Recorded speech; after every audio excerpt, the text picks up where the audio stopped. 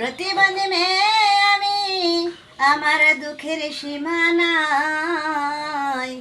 এ পৃথিবীতে কারো কাছে পাইলাম না আমি একটুখানি ঠাই। যদি কারো কাছে ঠাই ফেলে বানি আজ পরার বাড়ি যায়, এসব মরিচ কেটলে বানি, কাঁচা মরিচ কেটে ফেলে বানি, ও হাত জ্বলে, হাত ব্যথা করে, পেঁয়াজ কাটতে চোখে পানি আসে, কত মরে, কত স্টাইল করা লাগলেনি। কি আর করবো, কারো কাছে ঠাই পাই নাই, সেজন্য এখন নিজের বাড়িতেই এসব করে রান্না করা লাগে। অনেক কষ্টের জীবন প্রতিবন্ধী মেয়ের।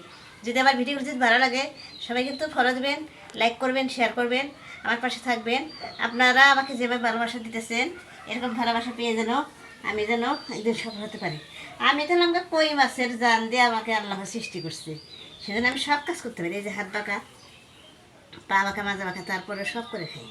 ছোটো থেকে জমিতে আমি কাজ করছি আমার আব্বা ভাইয়ের সাথে। আবার এই যে এখনও এই যে বাড়িতে ছোটো থেকে আমার মার সাথেও কাজ করছি, আব্বার সাথেও, ভাইদের সাথে, সবার সাথে কাজ করছি। এখনও এই যে কাজ করে খাই। আমাদের হাত জ্বলে না, হাত ব্যথাও করে না। তারপরে এই যে পেঁয়াজ কাটতেছি, চোখ দিয়ে পানিও আসে না। আমরা কাজ করে খাই। আজকের ভালো মানুষেরা ওই সমস্ত কাজ করতে পারে না, ভালো ভালো যে সেটাই। বইরাই ওই সমস্ত কাজ করতে পারে না। আর সেটাই তুমি তো। অসুস্থ মানুষ হয়ে সব কাজ করে খাও। তুমি তুমি তো দেখতে এসো তো যে আমি কত কাজ করে খাই। তুমি আমার পাশে, বাড়ির পাশে থাকো, সেই জন্য দেখতেছো। আর কি যেন কয়, এটা হলো গায়ে প্রতিবন্ধী মেয়ের অনেক কষ্টের জীবন। আমি যেন সফল হতে পারি, আমি যেন এই কঠিন লম্বা পথের শেষ মানে পৌঁছে যেতে পারি। সবাই আমার পাশে থাকবেন, আমাকে ভালোবাসা দিবেন। সবাইকে অনেক অনেক ধন্যবাদ।